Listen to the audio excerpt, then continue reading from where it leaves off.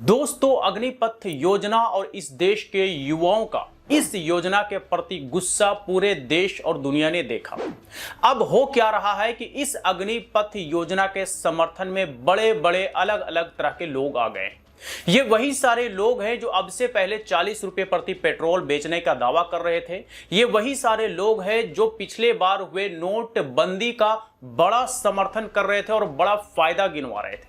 यही सारे लोग आज मैदान में उतर करके अग्निपथ योजना का समर्थन कर इसका बड़े फायदे गिनवा रहे हैं। लेकिन शायद ये लोग ये भूल गए कि जो हाल नोटबंदी का हुआ था, शायद कुछ ऐसा ही इस अग्निपथ योजना का भी होने वाला है। तो आज हम इसी के बारे में बात करेंगे कि ये सारे खलियर लोग कौन हैं जो पहले 40 रुपए प्रति पेट्रोल बेचने का दावा करते थे, फिर नोटबंदी का बड़ा समर्थन किया और आज के डेट में अग्निपथ योजना का समर्थन कर रहे हैं। तो चलिए शुरू करते हैं। तो देखिए, अग्निपथ योजना इस देश के युवाओं को 2 साल देश सेवा करने का मौका देता है। मैंने 2 साल इसलिए माइनस कर दिया क्योंकि ट्रेनिंग और छुट्टियों में 2 साल निकल जाएगा, तो सिर्फ 2 साल इस देश को सेवा करने का मौका मिलेगा। इसके बाद सारे अग्निवीर बेरोजगार हो जाएंगे, जैसे आज के डेट में इस देश में करोड़ों युवा हैं। अब देखिए, अग्निपथ योजना के तो बड़े बड़े फायदे सत्ताधारी पार्टी के मंत्री संतरी से लेकर के बड़े बड़े नेताओं ने गिनवाए, लेकिन स्टूडेंट्स को समझ में नहीं आया, युवाओं को समझ में नहीं आया।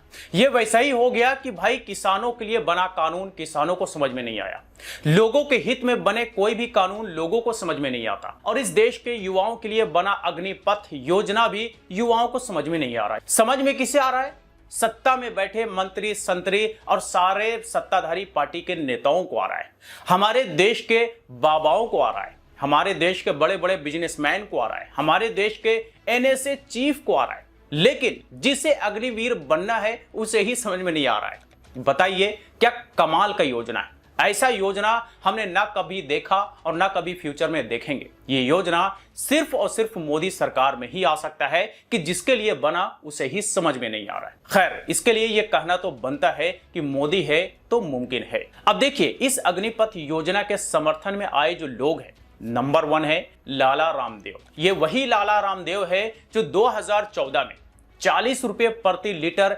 पेट्रोल देने की बात कर रहा था और यह भी कह रहा था कि भाई इतना अर्थशास्त्र तो हम भी जानते हैं कि आपको 75-80 रुपए का पेट्रोल चाहिए कि 35 रुपए का। तो जो 35 रुपए का पेट्रोल दिलाएगा उसको वोट दोगे या 75-80 दिलाने वाले? अभी जो टैक्स लग रहा है 50%, वो 1% पे आएगा। तो प्रैक्टिकल बात कर रहा हूं। अरे इतना अर्थशास्त्र तो हमने पढ़ रखा, रद्द एक बार सुनो। लेकिन अब इनका अर्थशास्त्र इनके अंदर से छू मंतर हो गया। 2016 में हुए नोटबंदी का भी इन्होंने समर्थन किया था। यह कहा था कि यह बहुत बड़ा फैसला है, ऐसा फैसला जो कि देश के पूरे अर्थव्यवस्था को बदल देगा और एक आसमान की ऊंचाई पर ले जाने का काम करेगा, यानी कि इस देश के अर्थव्यवस्था को बूस्ट करने में बहुत ज्यादा हेल्प करेगा, बड़ा ही मदद करेगा। लेकिन जो हाल नोटबंदी का हुआ उसके बारे में हम सब बखूबी जानते हैं, और आज के डेट में ये लाला रामदेव तो छोड़िए, कोई नोटबंदी के बारे में बात तक करना पसंद नहीं करता। इतना बदतर उस डिसीजन का हुआ, या यूं कहें कि उस ब्लंडर का हुआ। और अब यही लाला रामदेव आज के डेट में अग्निपथ योजना का भी समर्थन कर रहा है। अब आते हैं बाबा नंबर 2 की तरफ। यह है श्री श्री रविशंकर, जिसे हम डबल श्री भी कहते हैं। ये वही डबल श्री हैं जिन्होंने 2014 में 40 रुपए प्रति लीटर पेट्रोल देने की बात कही थी, लेकिन आज ये लोग इस पर मौन व्रत रखे हुए हैं। इसके बाद नोटबंदी पर भी इनका पुरजोर समर्थन था, और अब अग्निपथ योजना का भी ये डबल श्री समर्थन करता हुआ दिख रहा है। आगे आ जाइए, अगले नंबर पर है एनएसए चीफ अजीत डोभाल। बताइए, एनएसए चीफ को नेशनल सिक्योरिटी पर ध्यान देनी चाहिए थी, लेकिन नहीं, ये सरकारी योजना का समर्थन करते हैं और इस योजना को सही बताते हैं, जायज बताते हैं। बताइए, नेशनल सिक्योरिटी पर ध्यान नहीं, लेकिन सरकारी योजना पर बड़ा ध्यान है। मोदी जी कहीं गुस्सा ना हो जाए, इसीलिए हम अग्निपथ योजना पर जरूर बोलेंगे। तो अजीत डोभाल ने भी अग्निपथ योजना पर बोला है और समर्थन किया है। खैर, इन लोगों ने तो बोला ही बोला, लेकिन हैरानी की बात तब हो गई जब तीनों आर्मी के चीफ ने प्रेस कॉन्फ्रेंस करके इस सरकारी योजना का समर्थन किया। इस देश में पहली बार ऐसा हुआ है कि तीनों आर्मी के चीफ किसी सरकारी योजना का समर्थन करते हुए प्रेस कॉन्फ्रेंस करते हैं और एक तरह से इस देश के उन सारे युवाओं को धमकी देते हैं जो सारे युवा इस अग्निपथ योजना का पुरजोर विरोध कर रहे हैं। क्या कहते हैं? जो हमारे साथ अग्निवीर स्कीम में जुड़ना चाहता है वो अपना सर्टिफिकेट देगा, प्लेज करेगा कि उसने ना तो किसी प्रोटेस्ट में हिस्सा लिया है, ना ही किसी तोड़फोड़ में हिस्सा लिया है। ये प्रावधान करा गया है। अब से पहले कभी भी नहीं ऐसा हुआ कि किसी भी सरकारी योजना का वर्दी वाले या सेना के चीफ बैठ करके उसका समर्थन कर रहे हो, उसका बखान कर रहे हो।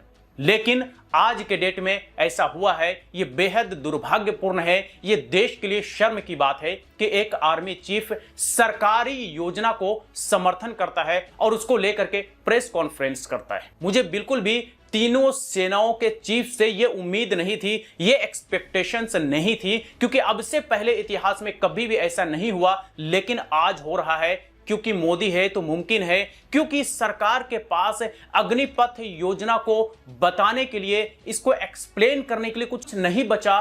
पूरे देश भर में युवा इसका पुरजोर विरोध कर रहे हैं, तो अलग अलग तरह के चेहरों को इसके समर्थन में उतारा जा रहा है ताकि सरकार ये बता सके, ये दिखा सके कि हमारा जो योजना है वो सही है। और सही इसलिए है क्योंकि अलग अलग तरह के बड़े बड़े ओहदे पर, ऊंचे ऊंचे पदों पर बैठे लोग भी इसका समर्थन कर रहे हैं। वजह यही है कि इन सारे लोगों को सरकार ने 1 बाय 1 करके उतारा है ताकि पूरे देश को यह दिखाया जा सके कि ये सारे लोग समर्थन कर रहे हैं, मतलब कि हमारा फैसला बहुत ही बढ़िया है, हमारा फैसला बहुत ही बेहतरीन है। तो ये तो आपने देखा, सरकार के मंत्री संतरी से लेकर के, बाबा से लेकर के, एनएसए चीफ से लेकर के आर्मी चीफ तक सारे के सारे लोग अग्निवीर योजना के समर्थन में राग आलाप रहे हैं। ये यहीं तक खत्म नहीं हुआ, बल्कि बिजनेसमैन आनंद महिंद्रा ने भी ट्वीट करके ये कहा कि अग्निवीरों को 4 साल बाद हम प्रायोरिटी देंगे रोजगार के लिए। बताइए, इतने सालों से आनंद महिंद्रा कहां थे भाई, जो आज इन्हें ट्वीट करना पड़ रहा है कि 4 साल बाद जो अग्निवीर रिटायर्ड होंगे उन्हें हम रोजगार के लिए प्रायोरिटी देंगे। बताइए, क्या सरकार ने बहुत पहले ये नहीं कहा था कि जितने भी रिटायर्ड सैनिक हैं उन्हें जॉब के लिए कुछ % का रिजर्वेशन दिया जाए? और उस समय आनंद महिंद्रा ने भी हामी भरी थी। तो आनंद महिंद्रा को पहले पुराने आंकड़े जारी करने चाहिए कि कितने रिटायर्ड सैनिकों को इन्होंने अब तक रोजगार दिया है, ताकि इनका ये जो ट्वीट है ये और भी मजबूत हो जाता और लोग इनके इस ट्वीट पर आसानी से यकीन कर लेते। लेकिन ऐसा कोई आंकड़ा अब तक हमारे और आपके सामने मौजूद नहीं है। यहां तक कि कोई सरकार के पास भी आंकड़ा नहीं है कि जितने भी सैनिक अब तक रिटायर्ड हुए हैं कितनों को अब तक रोजगार मिल चुका है। तो ये सारी कहानी आज के डेट में चल रहा है अग्निपथ योजना को लेकर के, यानी कि अलग अलग तरह के खलिहरों को इसके समर्थन में मैदान में उतार दिया गया है ताकि इस देश के साथ साथ पूरे दुनिया को यह बताया जा सके कि बड़े बड़े लोग इस योजना का समर्थन कर रहे हैं और इसके बड़े बड़े फायदे भी गिनवाए जा रहे हैं। अब देखिए, जब बड़े बड़े फायदे गिनवाए जा चुके हैं तो मैं यहां पे इसके फायदे के बारे में तो बिल्कुल भी बात नहीं करूंगा, लेकिन कुछ इसके डिमेरिट्स हैं उसके बारे में जरूर मैं बात करूंगा। जैसे कि 4 साल बाद कोई ग्रेचुइटी नहीं मिलेगा, 4 साल बाद कोई पेंशन नहीं मिलेगा, 4 साल बाद सिर्फ 11,70,000 रुपए मिलेंगे। और ये जो 11,70,000 रुपए होंगे वो अग्निवीर के सैलरी में से हर महीने 30% की कटौती करने और उतना ही पैसा सरकार अपने तरफ से जमा करेगी और करने के बाद जो टोटल अमाउंट बनेगा वो 4 साल बाद अग्निवीर को दिया जाएगा और वो अमाउंट होगा 11,70,000 रुपए। उसके बाद जॉब मिलेंगे नहीं मिलेंगे मुझे नहीं पता, क्योंकि प्राइवेट सेक्टर पर अगर एक नजर डाला जाए तो जो जिस फील्ड का एक्सपर्ट होता है आज के डेट में वो भी बेरोजगार बैठा हुआ है। जाहिर सी बात है कि 4 साल बाद जो अग्निवीर आएंगे उन्हें रोजगार में प्रायोरिटी मिल जाए ये पॉसिबल ही नहीं है, खास करके प्राइवेट सेक्टर में, क्योंकि जो जिस फील्ड का एक्सपर्ट है जब उसे ही रोजगार नहीं मिल रहा तो 4 साल बाद वापिस आए अग्निवीर को कोई रोजगार कैसे दे सकता है? ये कॉमन सेंस की बात है, समझने वाली बात है। जैसे मान लीजिए कि मुझे कोई IT एक्सपर्ट की जरूरत है, जाहिर सी बात है कि जो आईटी के फील्ड में एक्सपर्ट बंदा होगा उसे ही हायर किया जाएगा, ना कि किसी रिटायर्ड अग्निवीर को। मान लीजिए फाइनेंस डिपार्टमेंट पे कोई वैकेंसी है, जाहिर सी बात है कि फाइनेंस का जानकार बंदे को हायर किया जाएगा। अगर मान लीजिए एडमिन में वैकेंसी है तो एडमिन के जानकार या एडमिन में एक्सपर्ट बंदे को हायर किया जाएगा। तो इस तरह से हायरिंग होती है प्राइवेट सेक्टर्स कंपनीज में। जाहिर सी बात है कि यहां पे अग्निवीर को मौका तो बिल्कुल भी नहीं मिलने वाला, और मौका किसी भी तरह से अगर मिल भी जाता है तो 7-8 हजार, 10 हजार, 12 हजार रुपए की सैलरी मिलेगी। तो इनके लिए क्या अपॉर्चुनिटीज बचते हैं? अपॉर्चुनिटीज ये बचते हैं कि सिक्योरिटी गार्ड्स, चौकीदार, पर्सनल गार्ड्स, इन्हीं सारी सेक्टर्स में इन्हें जॉब मिल सकते हैं। और इन सारे सेक्टर्स के जो जॉब होते हैं उनकी सैलरी 10 हजार, 8 हजार, 9 हजार, 12 हजार, इससे ज्यादा बिल्कुल भी नहीं होता। तो ये है सच्चाई अग्निपथ योजना का, और इसी वजह से इस देश के सारे युवा इसका पुरजोर विरोध कर रहे हैं। लेकिन कुछ खलिहरों को मैदान में इसके समर्थन में उतार दिया गया है। इसके बारे में आप क्या सोचते हैं हमें कमेंट बॉक्स में लिख करके जरूर बताएं। वीडियो अच्छा लगा हो तो लाइक करें, ज्यादा से ज्यादा लोग साथ शेयर करें, और इसी तरह के वीडियोस के लिए हमारी YouTube चैनल को भी सब्सक्राइब करें।